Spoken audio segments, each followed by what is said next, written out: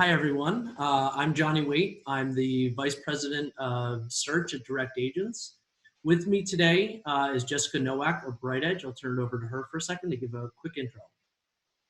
Hey, everyone. This is Jessica Nowak from BrightEdge. I am one of our directors of our Strategic Accounts Division that works primarily with our agency partners, just like Direct Agents. BrightEdge is a SEO and content platform and enterprise data provider. And some of the things that we're known for are really just our breadth of data that we process and provide to our customers. So we process about 250 terabytes of data every week. And that includes analyzing 150 billion page URLs each week across over 100,000 global and local search engines. So, really, I'm just here to provide some insight from a large data provider, technology partner of the Direct Agents team. Great. Well, really happy to have you. Really excited about what we're going to speak about today. For those just tuning in for the first time, today we're going to go through some of the trends we're seeing from digital share of voice. How that's affecting some of the more vulnerable industries, how COVID-19 has changed kind of the competitor landscape, and some interesting ways that you can monitor that and kind of pivot your media strategies accordingly. And Jessica, you and I have worked together for quite some time, on Direct Agents clients. I know that BrightEdge has a large repository of brands and clients that you work with. And like you stated, you are one of the biggest data collectors out there. I think just starting off, what would be interesting to talk about is from a macro view, from a top level view, what are brands and customers most concerned with right now? Yeah, absolutely. I think, overall brands are really concerned with, understanding, demand and being able to kind of scale their operations effectively for the current landscape. Yeah. And I think one of the interesting things with, vulnerable industries that we're going to get into is what exactly they do if scaling is not an option, if, they've kind of, paid media is not something that makes sense, how to keep brand awareness alive. So let's just dive right into it. What are you seeing from a brand perspective as being, the most vulnerable industries with your data collection, with the different trends we're seeing on pretty much a daily level at this point? What industries are you really looking at the most closely? Yeah, absolutely. So I think primarily, there's some of the obvious industries out there that are really, we're paying a lot of attention to. So travel and tourism, hospitality, anything kind of in the restaurant sector. Also going as far as B2B companies where maybe historically they had done a lot of lead generation via in-person conferences and larger trade shows, right? So anything where a lot of the commerce or a lot of the interaction has been historically done in person or reliant on travel. So those are really the industries that we've been taking a look at just to kind of monitor what the trends, where the trends are shifting and kind of where we can potentially help our customers pivot, their digital model. Yeah, and I think it's also been interesting to see, Direct Agents along with you at BrightEdge. We work and specialize with a lot of e-commerce, and it's been kind of interesting to see, the brands that are doing well right now because of supply chain. I think something that's definitely really interesting that we'll get into later is the new competitors that are popping up. Some of the really advantageous businesses, but also the e-commerce businesses that have had to scale back due to supply chain issues and how that's kind of changed the marketplace. So, why don't we dive into, some of the things that I know you and I have been looking at, but Bright as a whole, what you've seen in the industry as far as, what brands should look out for, how to monitor share of voice, how to monitor this on a daily, weekly level, that change in share of voice, and what you all are doing over there to keep an eye on that. Yeah, absolutely. I mean, one of the biggest things is regardless of what type of business it is, I think e-commerce actually is a great example of really being in a very dynamic environment, right? So e-commerce is really the only way commerce is being done right now. And so with that, lots of competitors might be coming up, across the landscape in ways that they hadn't previously. So it's making digital presence more challenging for traditional commerce providers. Some of the trends that we've been seeing, or some of the tactics that we've been recommending to our customers, is to really understand and kind of track categorically their core business offerings, right, in a very concise way.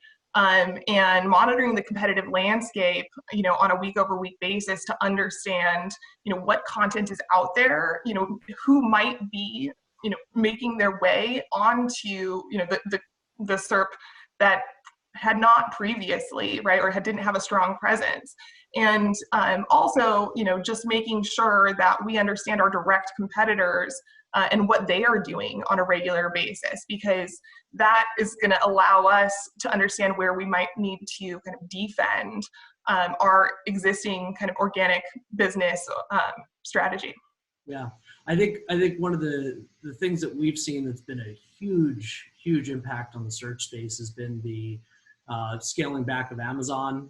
That's mostly on the paid, but that is going to affect just overall space and how a brand is portrayed. And I think the other thing is, even in those vulnerable industries that we've talked about, the brands that choose to stay on, even a little bit from a paid media perspective, brands that have chosen to pivot to maybe a more content-heavy or organic strategy to scoop up that share voice that maybe other competitors aren't capitalizing on.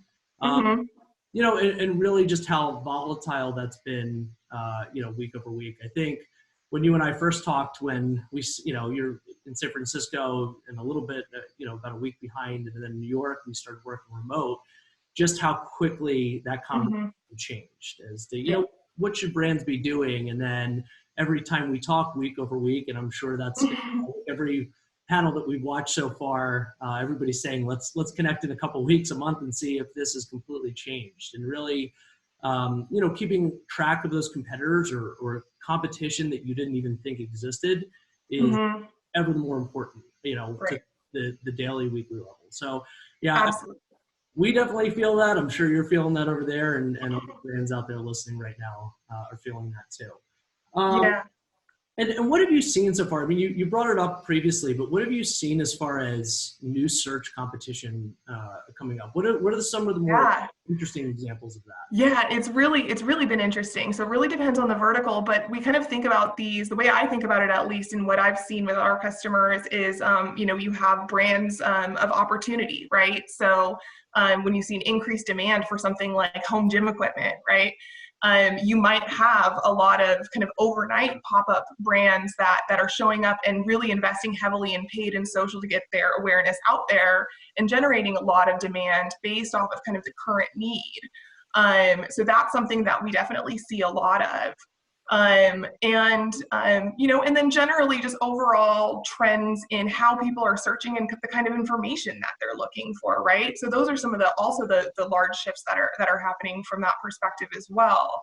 And so overall, I think, regardless of whether you're kind of pulling back in terms of how much effort you're putting into your digital strategy or not, which we absolutely would not recommend pulling back too far. All in all, this is a great opportunity to kind of maximize your presence. But even if you are pulling back a little bit, it's really important to maintain, a level of visibility into what's happening, because we can say, let's see how this washes out, in a couple weeks down the line. But if we don't have data to back up what happened and to actually help us create informed decisions on how to react, then we're just lost in a few weeks. We don't know what happened. Yeah, I think that's a really important point, because, after we go back to work and, the economy's settled and maybe the way that it will or won't, I think it's going to be interesting to see, the benefits of brands that either were able to scale or the game and those that didn't, and really the emergence of these new competitors, in this popular verticals. And I think, you and I were even talking about social usage earlier, and how, you know, you look for a piece of gym equipment and now you have all these resistance bands, whether they or they're a bow and arrow. And I think, you know, it's funny, but it is going to change the landscape of how we look at competition, of how quickly we need to pivot strategies. And we need to think about more of a holistic approach, you know, brands that, you know, in particular, maybe went, you know, really heavy on one channel and maybe didn't have as much of a, let's say, a paid social presence or an SEO presence or a content marketing program, now need to start to think about the shift in investment there to combat, you know, some of these really unique, creative, you know, emerging competitors and the marketing that they're doing. You know, I think to piggyback off that, you know, let's talk about the types of content that we're seeing kind of change in the marketplace. And let's focus in on, I think, Google for now. And we've seen this change in Amazon and alternative marketplaces and social. And, you know, the panel discussion before, it was a change in the OTT space and the TV space. But let's focus on Google and just kind of the change in how the search landscape looks like right now. What are you seeing from your end? Yeah, so we know that, you know, Google has reserved, you know, spots for certain types of queries, right? Obviously, you know, related to, you know, outright, you know, medical terms and specifically COVID-19 or coronavirus related terms. We know that that is, you know, something that they are kind of safeguarding specifically for the World Health Organization and for the CDC. However, you know, there's a lot of industries that have, you know, some level of impact where searches that kind of contain that type of information are still highly relevant. And so although Google is not really giving us a whole lot of information in terms of search volume or allowing, you know, for PPC to be played on these types of terms, you know, there's still content that is, you know, is having to be generated. You know, and a lot of the, you know, a lot of the intent behind a lot of these, you know, queries is really to get information. And so what we're seeing is highly like a shift from, you know, general, you know, general content to more of an informational type intent content, right?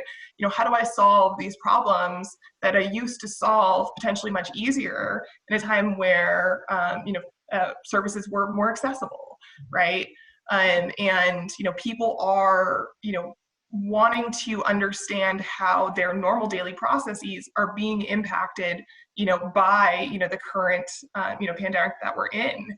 And so, yeah, we are seeing a lot of a shift to informational content. It doesn't mean that Google is not serving, you know, outside authorities for any of this stuff, but what it does mean is it's harder to get that information. So even more so important to have a mechanism to monitor what content is performing on a regular basis. And so you can use that to make decisions.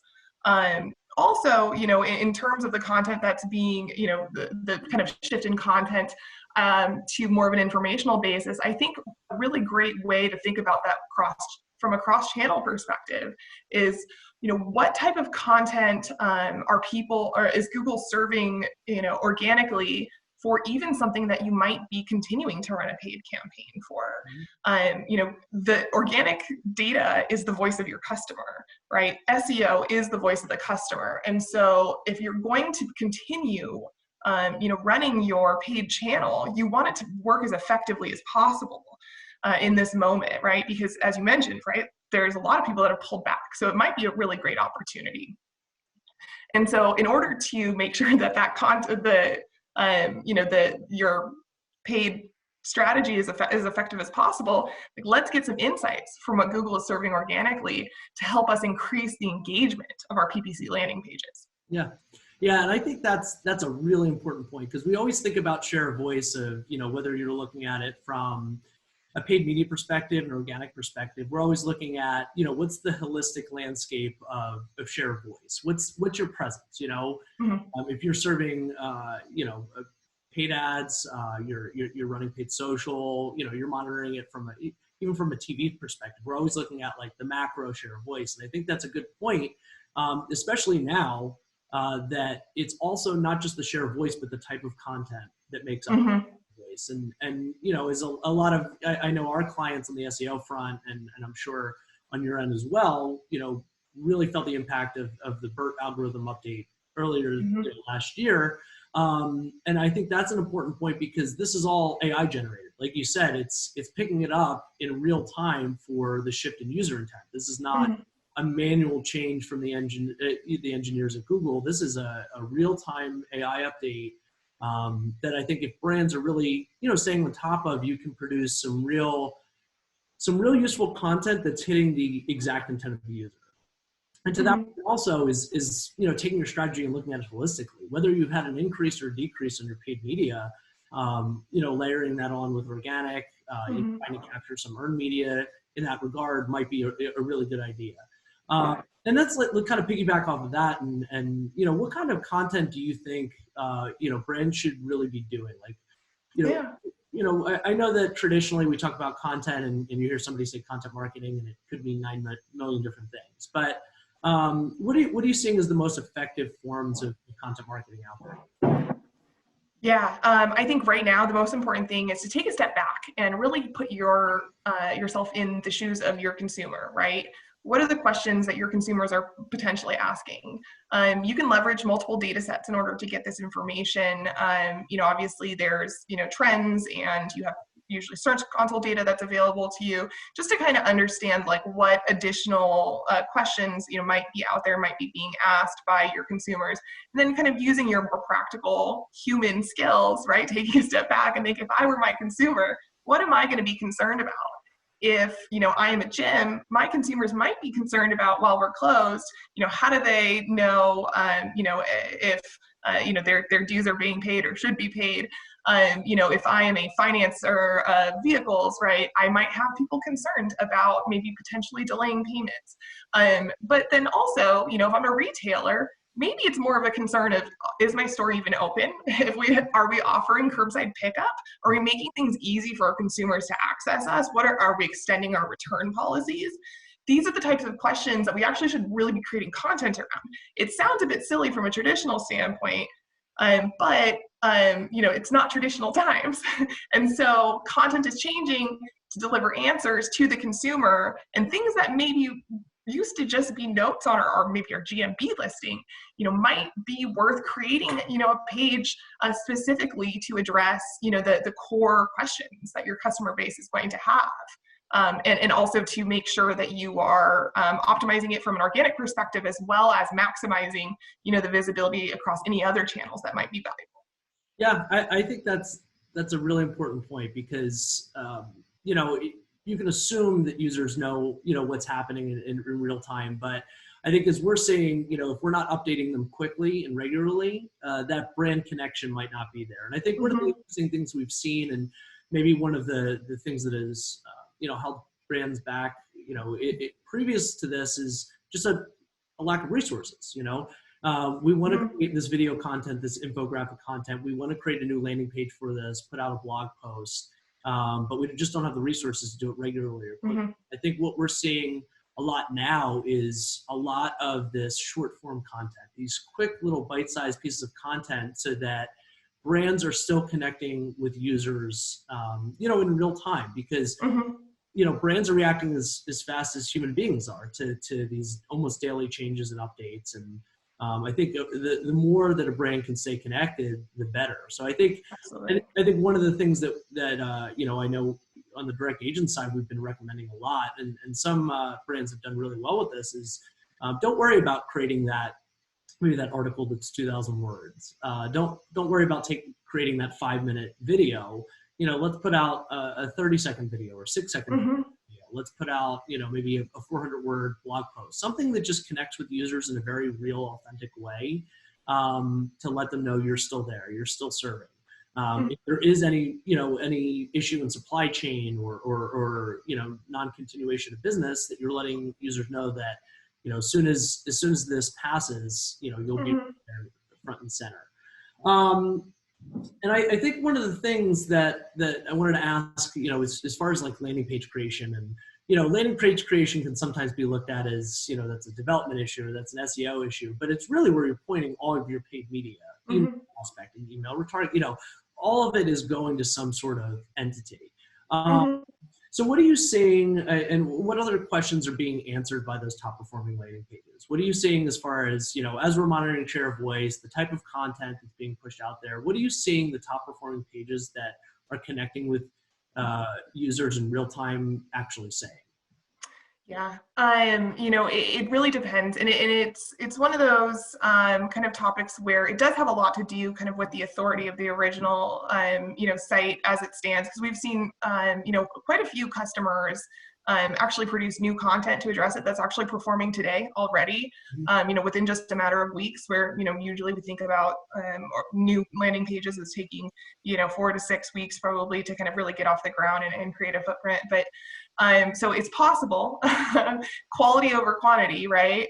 And really making sure that you are addressing something fundamentally unique, and something fundamental to your business. So kind of what we're seeing is working for brands is not trying to jump into the space just to put content on current events on their site, right? Content for the sake of content is not going to really appeal to Google or to anyone, right? And so being genuine, like you said, with the content that you're producing and making sure that it is really specific and strategic to your brand and to your offering, I think is really going to be the best way, to actually get a good ROI out of it.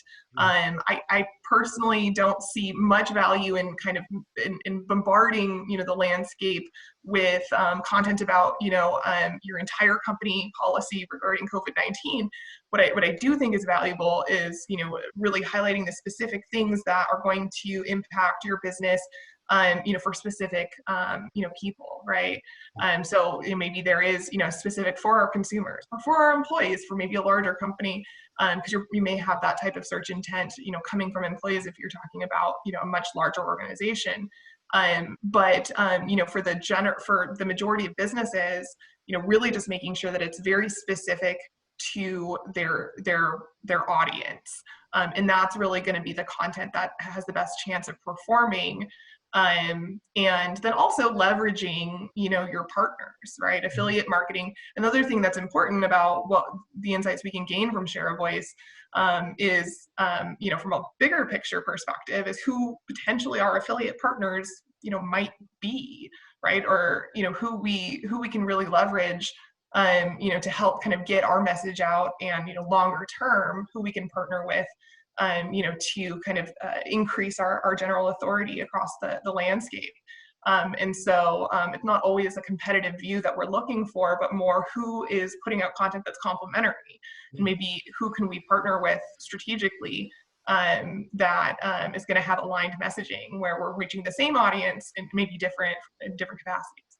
Great. Yeah, I think that's an important point, that this does have to be looked at it from a very holistic approach. And I think the thing that we're seeing the most is, you have to have the data, you have to monitor regularly, and you have to be able to pivot and be nimble. And I think that's been the big differentiator between, the brands that we either work with or that we've been, monitoring or looking for updates from, to see, really what are the different ways you can make a change, and what are the ways that your consumers want to connect with your brand, and what are the ways that you can, make sure that you're present, your brand is, there's still brand awareness there, and that there's a real genuine connection. So that's all the time that we're going to have today. But Jessica, I really want to thank you for jumping on. Thank you. As always. We'll chat in the weeks to come, see how this thing shakes out. But for everybody tuning in, if there's any questions from our end, or from what Jessica from BrightEdge spoke about today, you can reach out to us at marketing@directagents.com. We're going to have a few more minutes, and then our co-founder and managing director, Dinesh Boaz, and Facebook will jump on about content from a creative perspective. Thank you all so much, and have a great rest of your day.